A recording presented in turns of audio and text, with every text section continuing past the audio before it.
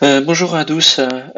Aujourd'hui, on va continuer à travailler sur les exercices du TD thermodynamique. On traitera l'exercice 4 du chapitre 3. Alors, si vous n'avez pas eu le temps de lire le sujet, vous pouvez arrêter pendant un moment cette vidéo. Si vous avez déjà lu, on peut continuer. N'hésitez pas pendant cette vidéo, si vous avez des questions ou quoi que ce soit, vous pouvez arrêter et vous pouvez réfléchir un petit peu. Sinon, si vous toujours ne trouvez pas une solution correcte, vous pouvez me laisser un message dans le commentaire ou soit m'envoyer directement un mail. Je vous répondrai. Avant de commencer, il y a une notion importante, j'aimerais bien vous rappeler. Lorsqu'on vous dit initialement dans la première partie, ça veut dire que on commence à faire évoluer notre système à partir d'un état équilibre. Et ça veut dire que physiquement et chimiquement et plus particulièrement mécaniquement, à côté gauche et à côté droite de notre piston reste en équilibre. Et ça signifie la pression à deux côtés sont équivalents. Pareillement, pour la notion, la piston arrive juste en butée, ça veut dire que de nouveau notre système aurait atteint un état équilibre. L'état équilibre est réétabli. Ça veut dire que la pression à gauche à droite est de nouveau équivalente. Okay. C'est une notion très importante, sinon on ne peut pas résoudre cette question. Alors, euh, comment traiter un exercice comme ça? Je commence toujours par établir le tableau qui contient notre système à étudier, l'objectif. Donc, dans notre cas, il y a A1,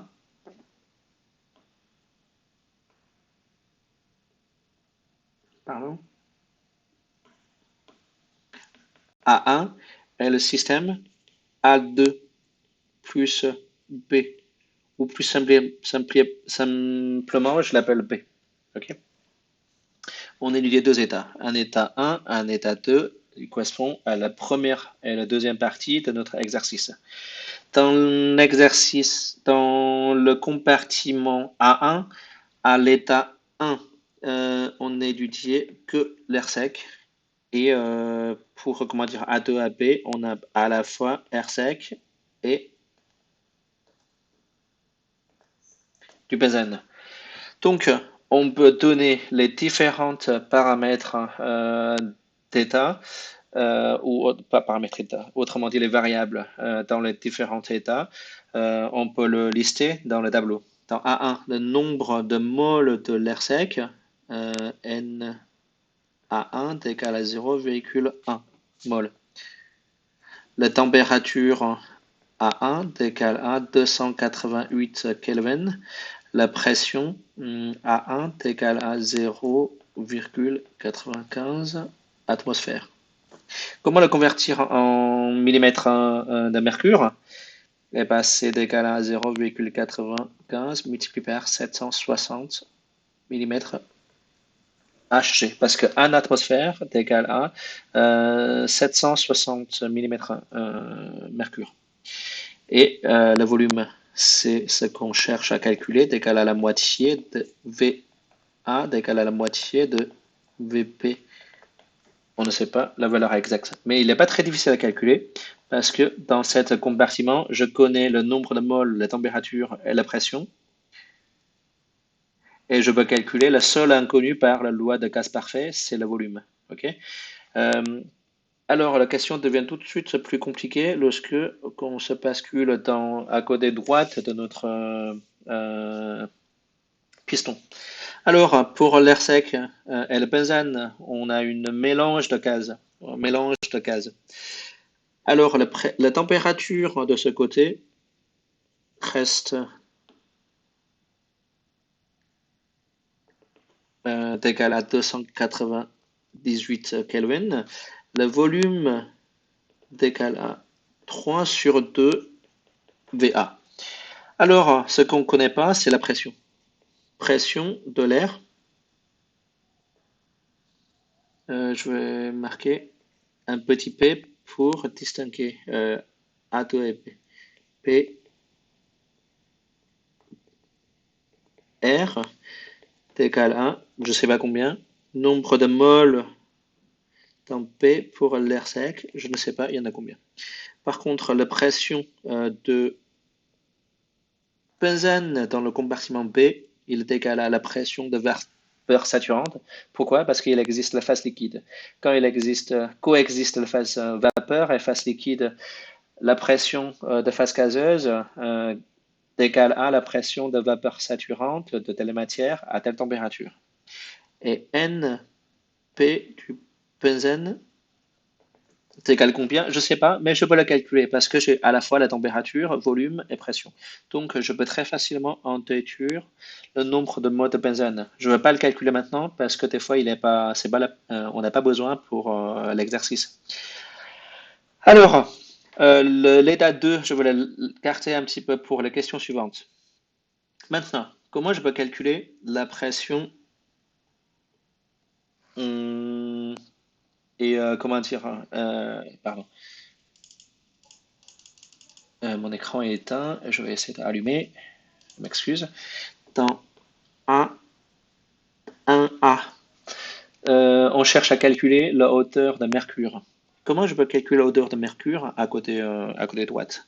Parce que la pression dans A1, comme je sais qu'il est en équilibre avec le compartiment P, qui est là, fais attention, je néglige A2, d'égale à, moi je l'appelle la pression intérieure, ok? Qui doit être égale à 0,95 atmosphérique. Et pour un tube U, donc il y a une différence de niveau à côté gauche et à côté droite. Je sais qu'à la surface de Mercure, à côté gauche, la pression impliquée est égale à la pression intérieure. Et à côté droite, la pression sur le niveau surfacique du Mercure est égale à la pression atmosphérique de delta H. C'est la hauteur d'un mercure entre les deux. J'aurai pression intérieure plus delta H millimètre Hg égale à pression atmosphérique. Donc delta H doit être égal à pression atmosphérique moins pression intérieure millimètre Hg. Si vous faites l'application numérique, vous trouvez cette valeur égale à 140,6 mm Hg. Une première réponse. Ensuite,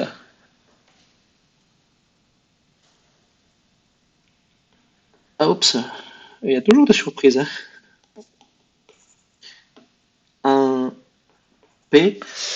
Calculer les volumes VA et VP. Comme on a déjà dit, pour l'air sec,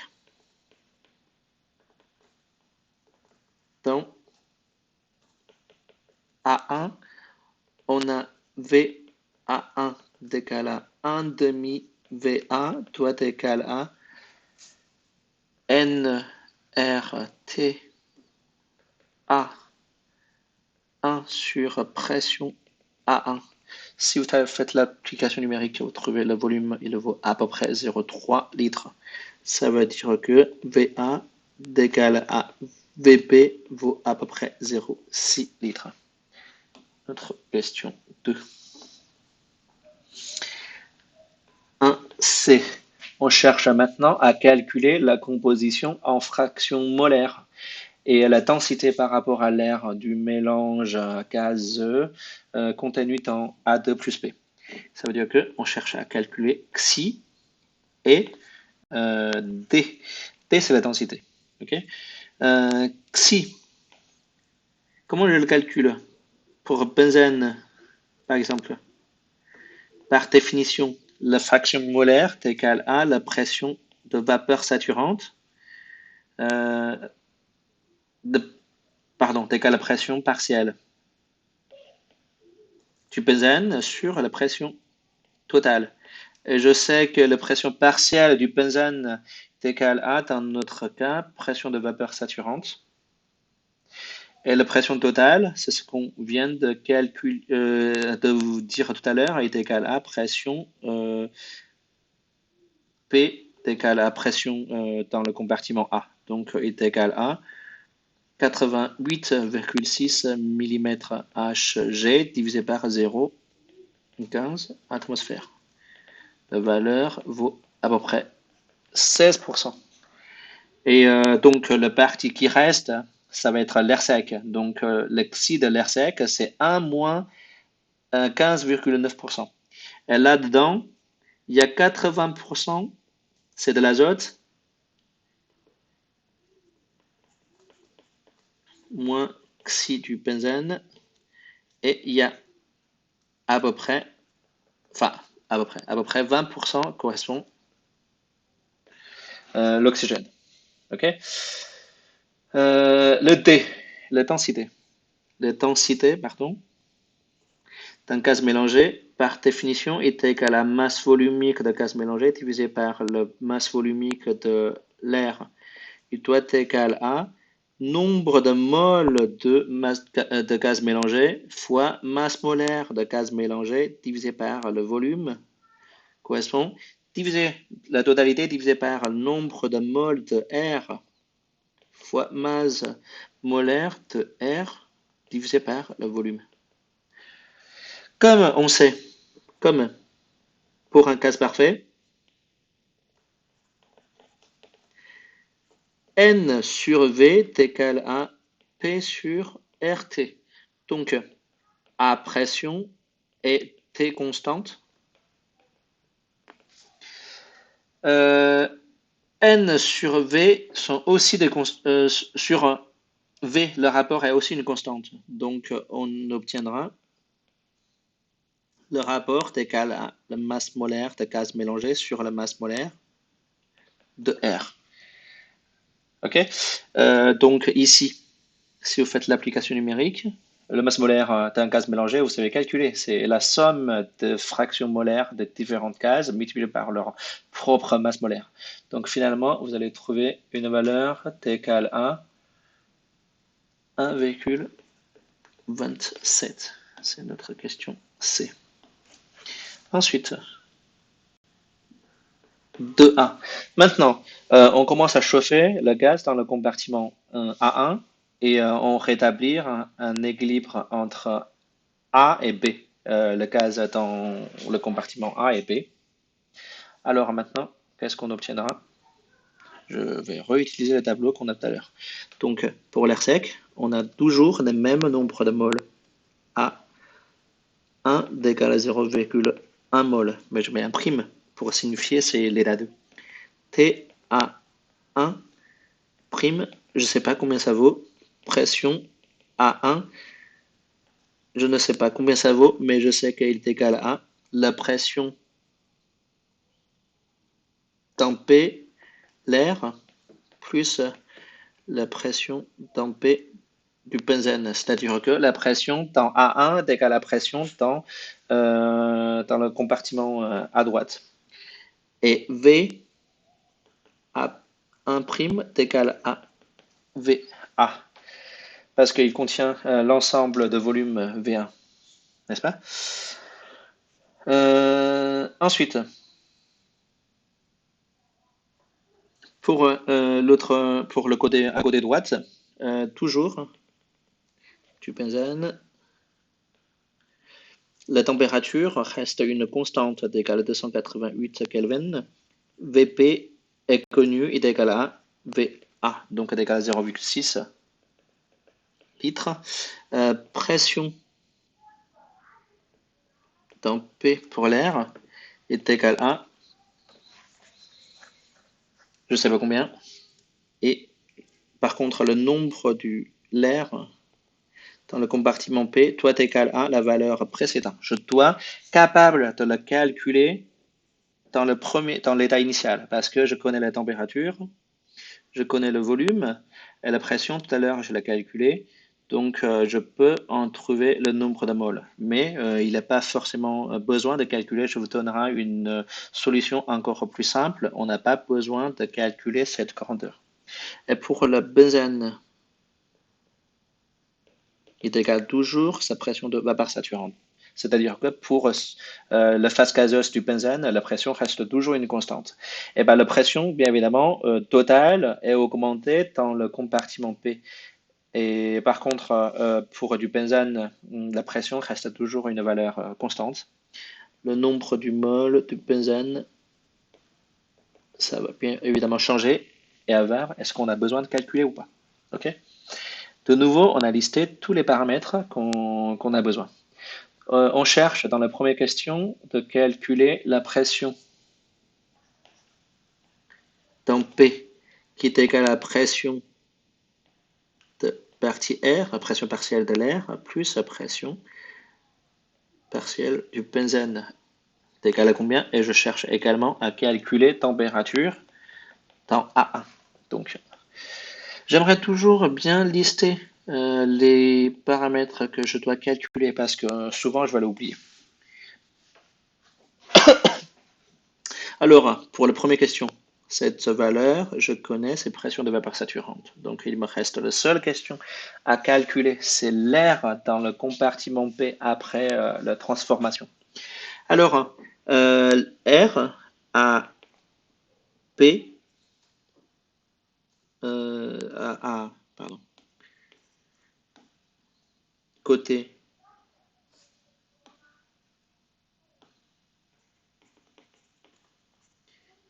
A2 plus P, l'air sec, a une transformation isotherme et réversible.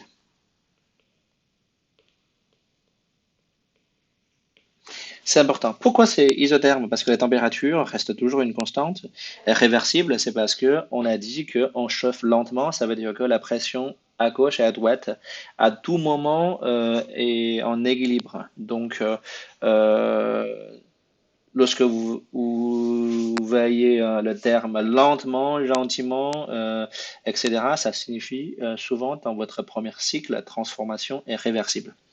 Alors, pour une transformation isotherme, la température correspond est d'une constante. Donc, pour l'état initial, la température est égale à pression A1, V A1 divisé par R T A1, pardon, P, je me suis trompé, est égal à pression P R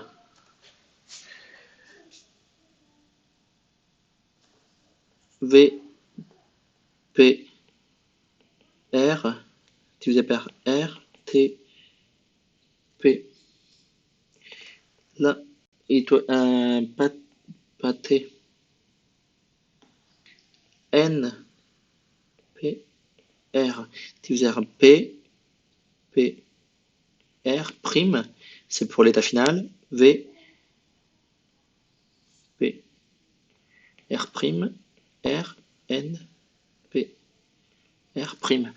Vu que c'est isotherme, donc la température est d'une constante à l'état initial et à l'état final.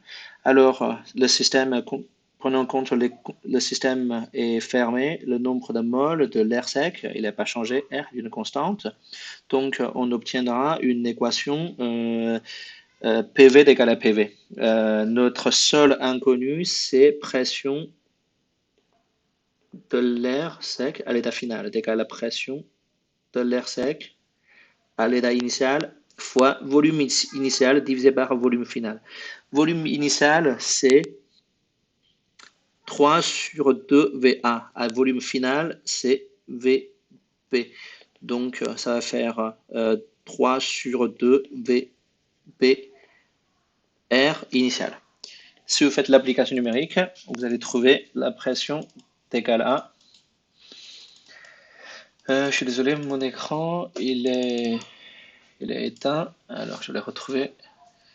Alors, vous allez trouver la pression est égale à 781,2 millimètres Hg. Et du coup, la pression totale de B doit être égale à pression P'(R) plus la pression de vapeur saturante du benzène est égale à 109,8 millimètres Hg. Et cette valeur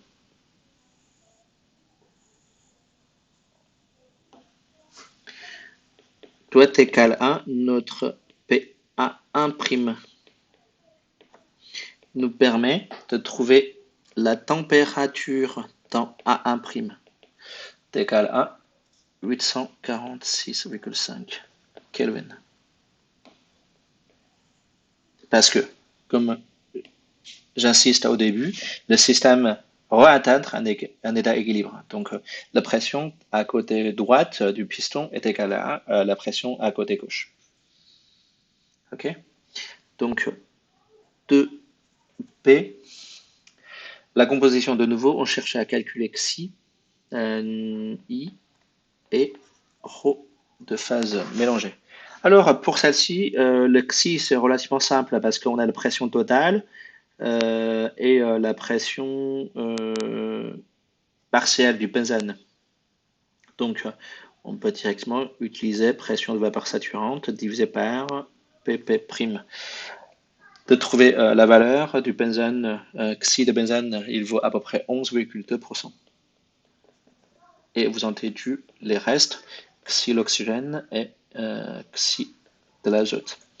Tandis que pour le Rho de phase mélangée, c'est pas très compliqué parce que par définition est égal à la masse du phase mélangée divisé par le volume.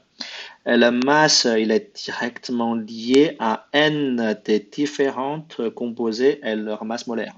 Je vais vous laisser à réfléchir un petit peu. Bah, normalement, si vous faites correctement l'application numérique, vous le trouvez égal à 1,63 grammes par litre. C'est OK? Donc, je vais l'encadrer en jaune.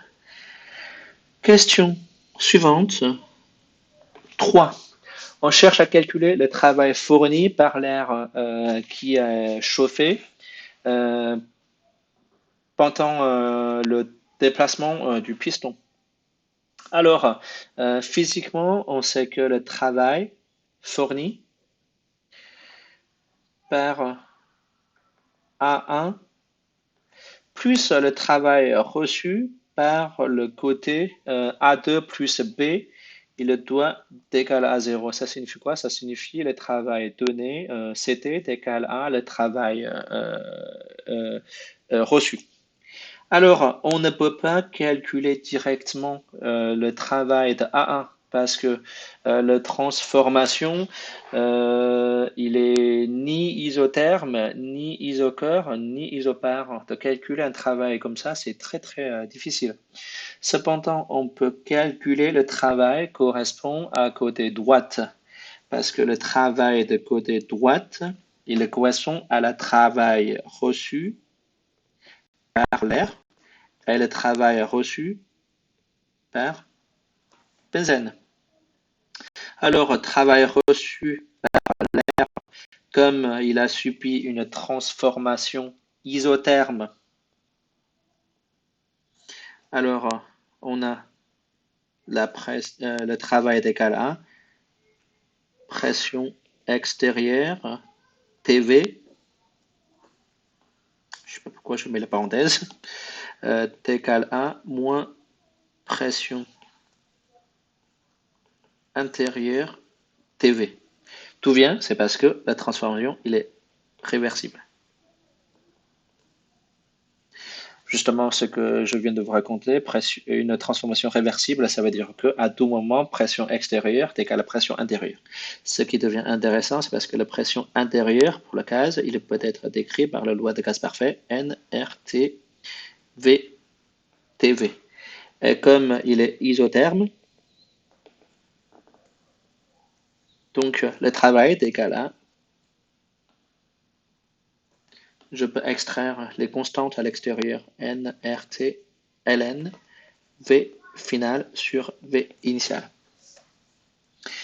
Alors, ça c'est une partie de travail qui est reçue par l'air. Et l'autre partie de travail reçue par le benzène, vu que le benzène, il a une pression toujours constante qui est égale à sa pression de vapeur saturante. Donc, c'est une transformation isopare. Donc, le travail correspond, c'est pression extérieure fois volume final moins volume initial. Et le volume extérieur, à tout moment, s'applique sur le benzène égal à sa pression de vapeur saturante. V final moins V initial. V final, c'est VP et V initial, c'est 3 sur 2 VP. Donc, V de travail reçu totalement est égal à la somme des deux.